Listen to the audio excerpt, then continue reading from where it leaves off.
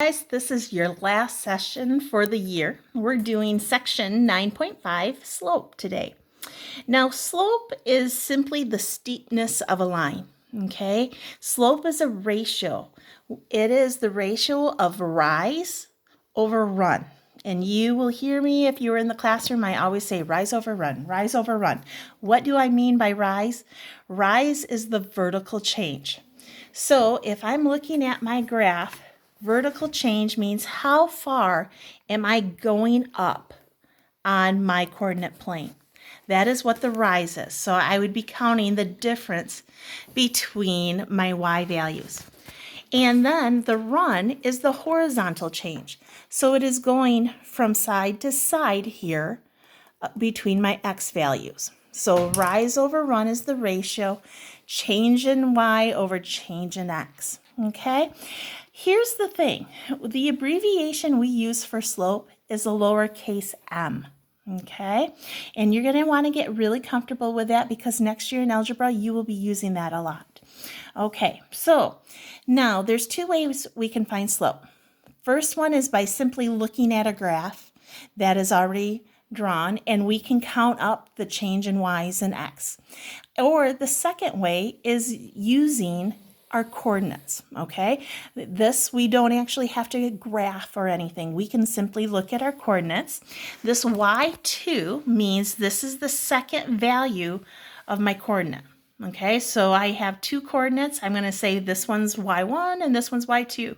And the thing is, I have to make sure I keep them in order because x2 and y2 are a coordinate together here. And my x1 and y1 is another coordinate set. So I'm going to take the second y value and subtract the first y value. And then it's going to be divided by the second x value minus the first x value. Slope, we are always going to want to use it as a fraction. Okay, think of it as a fraction. So we do not want to turn it to mixed numbers. If we have an improper fraction, leave it an improper fraction. Okay, so let's go ahead and let's do some practice with this stuff. But first, let's talk about slope. Slope can be positive. That means my line is going uphill. It is lower in the left and it goes up to the right, okay? So it's going uphill in a sense. That means it is a positive slope. We can also have a negative slope, and the negative slope is higher on the left side and goes down to lower on the right. Okay, then we can have a slope that is zero. Zero slope means I have a horizontal line. It runs across. Okay, and that would be a zero slope. The last type of slope I can have is an undefined slope. Okay, and that means it's a vertical line straight up and down. Okay, so let's find some slope, but let's start off easy here. Okay, we're going to go ahead and we're going to take a look at these lines that are already drawn for us. Okay, I want to find the slope. And remember, slope is rise over run. Okay, so I'm going to look for 2 points where my line goes, that is drawn, goes clearly through the intersection of points on my graph. So I notice I have 2 points that they clearly go through. This one, it doesn't go through the center. So that's why I chose this. Now to do my slope, I'm going to go up. How far? It goes through a point here, and it goes through the point here. So I'm going to count up 1, 2, 3. So my rise is going to be 3. Now I'm going from this point to this point. How far to the right did I go? 1, 2. So my slope is 3 over 2. And I'm going to leave it just like that. Okay, we're going to do the same here for this middle example. Okay, I'm looking for points where it clearly goes through, and it goes through the origin, it goes through here and here, even down here. So I've got different options. Okay, so I'm just going to go ahead and I am going to take my points. Now I'm going to go count the difference between these, and it's 2. So that's my rise. And what is my run? I'm going from this to this, which is 1. So my slope is 2 over 1. Now here's the thing, we have to double check. We always do slope from left to right. From going left to right, is my slope going uphill or downhill? It is going downhill. I had to really go down 2 to get my slope. So this means it is negative 2. Now I can simplify this and simply say my slope is negative 2. Okay? Now let's look at this last one here. I have a line. It is a horizontal line. So my slope for a horizontal line is always 0. Okay, so here, those were some examples of ones that were already drawn for us. So we just needed to count the difference between our x and y's. Now we're going to go ahead and find slope with the given points here. I have 6 examples. I don't think we need to do all 6, but let's do a few here. So let's look at example 1. I don't want to take the time to graph this. I'm going to go ahead and use the equation that is given. Y2 minus y1 all over x2 minus x1. Now, I'm going to say this is number 1 because it comes first, and this is number 2 coordinates. So now when I substitute my values, y2 is going to be negative 3. My equation says I have to subtract, and what am I subtracting? I'm subtracting the y1 from the first coordinate. Now I'm going to do the same for x. x2 is 2. My equation says subtract, and I'm subtracting 6. Okay, now we're going to go ahead and do the math here. Negative 3 plus a negative 4 gives me negative 7. Whoops. And then we'll do the math for the denominator. 2 subtract 6 gives me a negative 4. Okay, now I can't simplify the fraction, but what happens when I divide two negative numbers? My answer becomes a positive. So my slope is going to be 7 over 4. Let's go ahead and do number 3 here, okay? Number 3, we're going to still do the same equation. y2 minus y1 all over x2 minus x1. Substitute my values in. I'm going to simply choose negative 3 here for my y2. This is going to become my y1, so subtract 8. Now I'm going to do the x as negative 7. My equation says I have to have a subtract, and then I have to subtract a negative 5. Okay, now let's do our math now that everything is substituted in. I've got a negative 3 plus a negative 8, and I end up with a negative 11. Remember, two negatives side by side with nothing in between turns to a positive. So I end up with negative 7 plus 5, which gives me a negative 2. Okay, I'm going to keep my fraction as 11 over 2, but two negatives become a positive, so my slope is 11 over 2.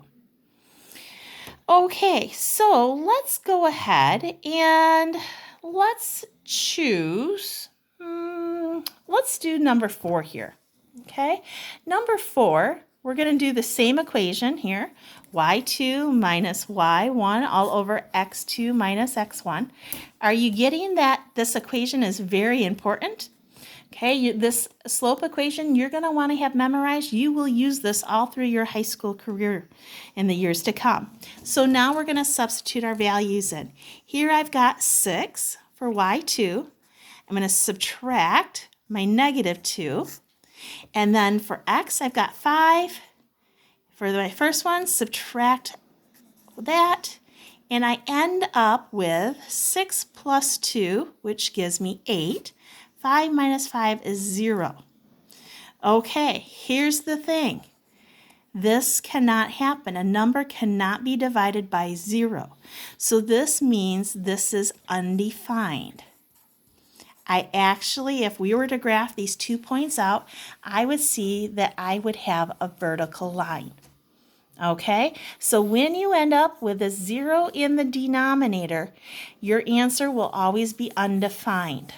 When I have 0 in the numerator, let's say I end up with that sometime, this answer, my slope is going to actually be 0 because it is a horizontal line.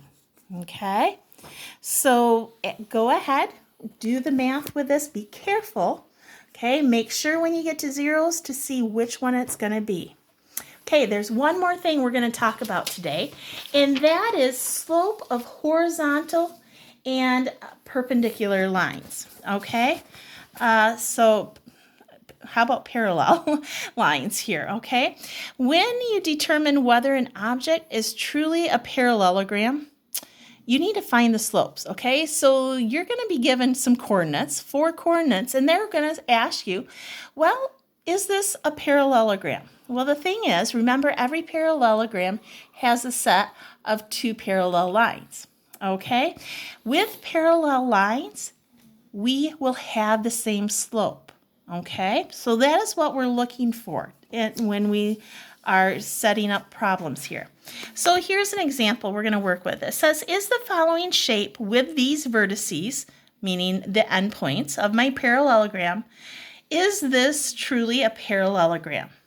So what I'm going to go ahead and do, and I am going to take these and see if I have truly some parallel lines. So what I did just to help us out here is I'm looking for lines AB, for BC, CD, and AD. I'm looking to see if I've got sets of parallel lines. So to do that, I'm going to need to go ahead and do slope.